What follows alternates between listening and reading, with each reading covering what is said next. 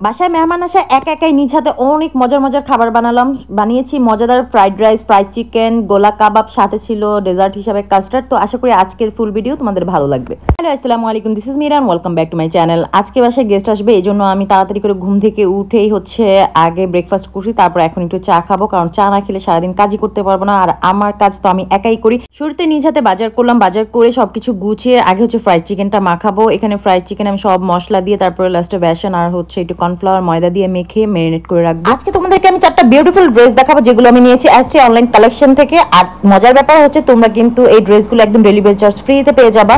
তো ফার্স্টে আমি যেটা দেখাচ্ছি, এই ড্রেসটা দেখো কত সুন্দর। এগুলো কিন্তু 2 পিস করে, 3 পিস না, জাস্ট ওড়না আর কামিজ হবে।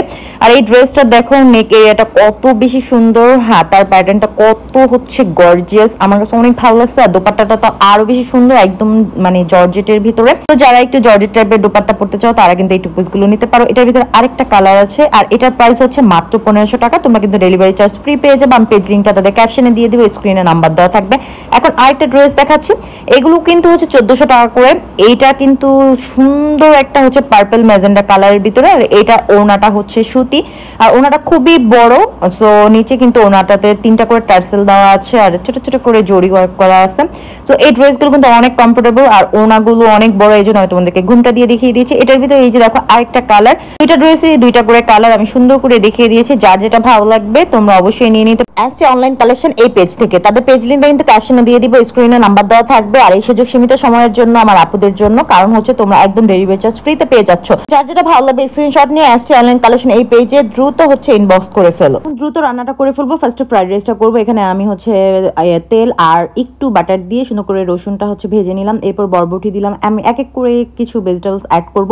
আর ফুল রেসিপি কিন্তু আমার এই ফ্রাইড রাইসে সুন্দর করে দেওয়া আছে, আর এখন আমি হালকাভাবে দেখাচ্ছি তাও। তারপর গাজর দিলাম, গাজর দিয়ে একটু ভেজে তারপর ক্যাপসিকাম দিলাম। এখন আরেকটা চুলে আমি ডিমটা স্ক্রাম্বল করে নিব, কারণ ফ্রাইড রাইসে না ডিম বেশি দিলে অনেক মজা লাগে। এখানে আমি 6টা ডিম নিয়েছি।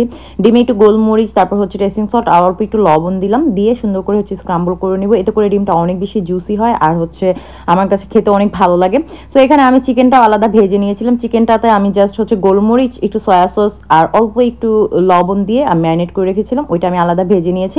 তো তারপর সবকিছু একসাথে মিক্স করে এখন আমি যে পোলার চালটা আগে ঠান্ডা করে রেখেছিলাম সেদ্ধ করে, ওইটা দিয়ে দিলাম। তারপর উপর থেকে ভেজিটেবলস দিয়ে দিলাম। এখন ভালো করে নেড়ে চেড়ে নিয়েছি। এই পাশে আমি ফ্রাইড চিকেনটাও করে নিয়েছি, আর উপরে একটু পেঁয়াজ পাতা দিলাম, এটা লাস্টে দিব।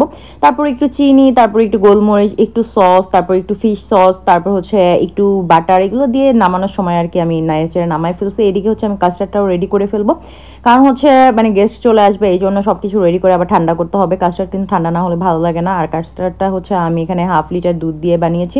আবার আমি কাস্টার্ড পাউডারের সাথে গুঁড়ো দুধ মিশাইছি, এতে করে অনেক মজার হয়। তো এখানে আমি আপেল, তারপর আঙুর, কলা সবকিছু দিয়ে কাস্টার্ডটা ঠান্ডা করতে দিয়ে দিব। এখানে আমি লাঞ্চটা রেডি করে ফেলছি দ্রুত ঝটপট, যেহেতু রান্না করতে দেখাতে অনেক ইজি, মানে মনে হয় যেন খুব তাড়াতাড়ি, কিন্তু রান্না করতে অনেক সময় লাগে। তো যাই হোক, এই তো সবাইকে খাবার টাবার দিয়ে আমিও খেতে বসে পড়ছি। আর ফ্রাইড রাইসটা, ফ্রাইড চিকেনটা অনেক বেশি মজার হয়েছে।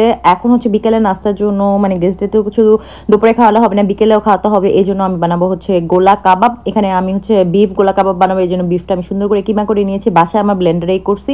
তারপর এখানে আমি গোলমরিচ দিয়ে দিলাম 1 চা চামচ, তারপর আদা রসুন বাটা দিলাম 1 চা চামচ করে, রসুন একটু কম দিয়েছি, আদা একটু বেশি দিয়েছি। এরপরে বিট লবণ দিলাম, কাবাব মশলা দিলাম, এখানে দিব গরম মশলা, লবণ, টেস্টিং সল্ট আর মরিচের গুঁড়ো। তারপর দিলাম মরিচের সস যেটা, আর পেঁয়াজ বেরেস্তা আর ঘিটা অবশ্যই দিতে হবে এই গোলা কাবাবে, না হলে কিন্তু মজার হয় না। এখন ভালো করে মেখে নিব, খুব সুন্দর করে মাখতে হবে, অনেকক্ষণ টাইম নিয়ে মেখে টেখে। এখন আমি এখানে বেসন দিয়ে দিচ্ছি, আর বেসনটা আমি হালকা শুকনো খোলায় টেলে নিয়েছিলাম। এখানে আমি 1/2 কাপ বেসন সুন্দর করে টেলে নিয়েছি। অবশ্যই শুকনো খোলায় টালতে হবে, তেল দেওয়া যাবে না। তারপর বেসনের সাথে সুন্দর করে মাখার পর এখন আমি গোলা আকারে করে নিব। এই গোলা আকারটা তোমরা হাত দিয়ে করতে পারো, অথবা আমার মতো এরকম চামচ দিয়ে করতে পারো। তো যাই হোক, আমি চামচ দিয়ে করে নিয়েছি। আর আমি যেই মানে প্লেটটা রাখবো সেটাতে আমি অল্প একটু ঘি ব্রাশ করে দিয়েছি।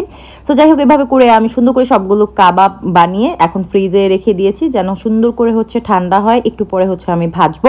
তো এইখানে আমি ফ্রেঞ্চ ফ্রাইও ভাজবো সুন্দর করে, এটা আমি ফ্রোজেন নিয়েছিলাম। তো আমি যে তেলে পেঁয়াজ বেরেস্তা করেছিলাম ওইটাতেই আমি ফ্রেঞ্চ ফ্রাইটা করে নিচ্ছি। আর এই প্যাকেট ফ্রেঞ্চ ফ্রাইগুলো কিন্তু অনেক বেশি মুচমুচে হয়, একদম দোকানের মতো হয়, খেতে অনেক বেশি টেস্টি হয়। তো এইদিকে কাবাবটাও সেট হয়ে গেছে, ফ্রিজে রেখে দিয়েছিলাম। অবশ্যই ফ্রিজে রাখতে হবে, না হলে কিন্তু কাবাবটা ভেঙে যেতে পারে মানে এটা ফ্রাই করার সময়। সো সুন্দর করে আমি হচ্ছে ফ্রাই প্যানে অল্প একটু তেল আর বাটার দিয়ে কাবাবটা সুন্দর করে ফ্রাই করে নিচ্ছি। এই কাবাবটা এত বেশি জুসি হয়, তোমরা বাসায় একবার হলে এই গোলা কাবাবটা ট্রাই করতে পারো, কারণ হচ্ছে এটা খেতে অনেক বেশি মজার অন্যান্য কাবাবের তুলনায়। বিকেলের নাস্তা হিসাবে এটা বেস্ট। তো যাই হোক, এখন হচ্ছে আমি ফ্রেঞ্চ ফ্রাই আর গোলা কাবাবটা গ্রিন চিলি আর রেড চিলি সস দিয়ে খাচ্ছিলাম। তোমাদের আজকের ভিডিও কেমন লাগছে জানাতে পারো। Thank you so much for watching.